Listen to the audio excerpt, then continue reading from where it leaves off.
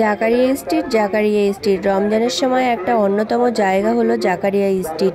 Social মিডিয়ায় এত viral যে আমরাও ভাবলাম আমরাও একদিন জাকারিয়া স্ট্রিটে যাব।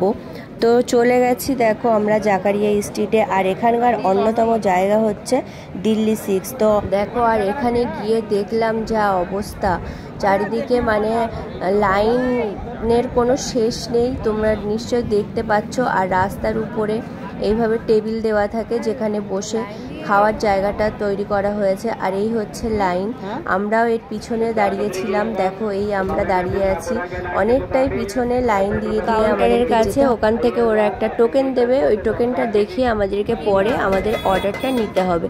তো তারপরে টোকেন নেওয়ার পরে আমাদের কাছে অনেকটা সময় ছিল, তো ভাবলাম এখান থেকে আমরা একটু আশেপাশটাও ঘুরে নেব টোকেনটা দেওয়ার পর। মানে ওরা টোকেনটা দিয়ে দেওয়ার পর আমরা এই মানে সামনে থেকে একটু ঘুরে নেব, কারণ সামনে আছে নাখোদা মসজিদ। ওখানে আমি কখনো যাইনি, ভাই আগের দিন এসেছিল, ও বলল সামনেই মসজিদ, তো ওখানে একবার যাওয়ার ইচ্ছা আছে। তো দেখা যাক, এখানে এখনও দাঁড়িয়ে আছি আমরা লাইন দিয়ে। আর দেখো পিছনে কত লাইন, মনে হচ্ছে জনসমুদ্র। আমি শুনেছিলাম কিন্তু চোখে না দেখলে হয়তো বিশ্বাস করতে পারতাম না যে ভাইরাল হলে কি অবস্থাটা না হয়। তো এসে দেখতে পেলাম, নাম ছিল তাওয়া চাঙ্গেজি, যা এখানকার বিখ্যাত। আর এখানে দেখো বিভিন্ন রকমের কাবাব ঝুলানো আছে, কি কোয়ান্টিটিতে ওরা ঝুলিয়ে রেখেছে এটা দেখেই বুঝতে পারছো যে কি ধরনের ভিড়টা না হয়। তো আমরা প্রায় কাউন্টারের সামনে পৌঁছে গেছি আর সামনে কয়েকজন ছিল। তো আমরা এখানে কি অর্ডার দেব সেটাই ভাবছিলাম, মানে কি অর্ডার দেব, কোনটা খাবো না সেটাই ভেবে পাচ্ছিলাম না, ভেবে গেছিলাম একরকম। আর এখানে এসে যেটা শুনছি বলছে চিকেন আফগানি এখানে স্পেশাল। আমরা শুধু ভেবেছিলাম যে কাবাব খাবো, তো এখানে তারপর কনফিউজড হয়ে যাচ্ছিলাম যে চিকেন আফগানি খাবো না কাবাব খাবো। এই দুজন মিলে আবার এখানে ডিসকাশন করছিলাম যে কোনটা নেব। তো শেষে আমরা চিকেন আফগানি আর রুমালি রুটি আর একটা চিকেন ফ্রাই অর্ডার দিয়ে ভাবলাম চলো এবার আমরা একটু ঘুরে নিই। তো দেখো আমরা বেরিয়ে পড়েছি ওখানে অর্ডারটা দিয়ে।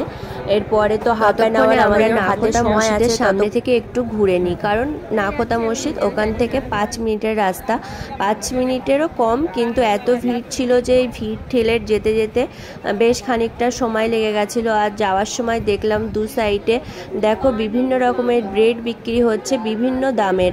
আর লাচ্চা সিময়ের তো কোনো শেষ নেই, বিভিন্ন রকমের এরকম ব্রেড আমি সাধারণত দেখি না, এখানে এসেই ফার্স্ট টাইম দেখলাম।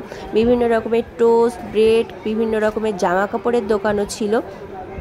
আমি যে জামা কাপড়ের দোকান এখানে থাকতে পারি সেটা ভাবিনি, কারণ এখানে সবসময় খাওয়া দাওয়া নিয়েই ব্লগে যারা বলে খাওয়া দাওয়া নিয়েই বলে। তো এখানে এসে দেখলাম পরিবেশটা একটু অন্যরকম, জামা কাপড়ের দোকান, অন্য রকমের খাবারের দোকান, অন্য যেসব প্রয়োজনীয় জিনিসপত্রের দোকান সেগুলোও আছে।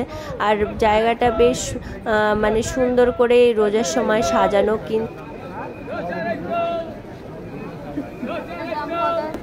আর দেখো আমরা চলেও গেছি নাখোদা মসজিদের সামনে। মসজিদটাও খুব সুন্দর করে সাজানো, আর এই মসজিদের সামনে আসলে একটা মনে আলাদা একটা শান্তি আসে। দেখো আমরা এখানে কিছুক্ষণ ভিতরে ঢুকিনি, আমাদের হাতে তো বেশি সময় ছিল না, আমরা অর্ডার দিয়ে এসেছিলাম।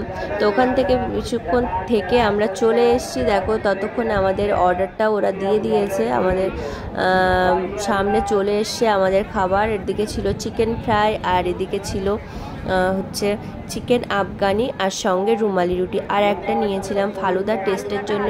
ফালুদার টেস্টটা আমার অতটাও ভালো লাগেনি, কিন্তু চিকেন ফ্রাই আর চিকেন আফগানিটা খুব ভালো টেস্টি হয়েছিল, খুব ভালো লেগেছিল। দেখো আমরা খাচ্ছিলাম এখানে কোনো রকমে একটা জায়গা, মানে টেবিল ফাঁকা পেয়েছিলাম, তো সেই টেবিলে বসে গেছে। এখানে টেবিল ফাঁকা পাওয়া, বসে খাওয়া সেটাও আর একটা বড় ব্যাপার, মানে চেয়ার টেবিল ফাঁকাই পাওয়া যায় না বলতে গেলে চলে, দাঁড়িয়ে দাঁড়িয়ে অনেকে খেয়ে চলে যাচ্ছে।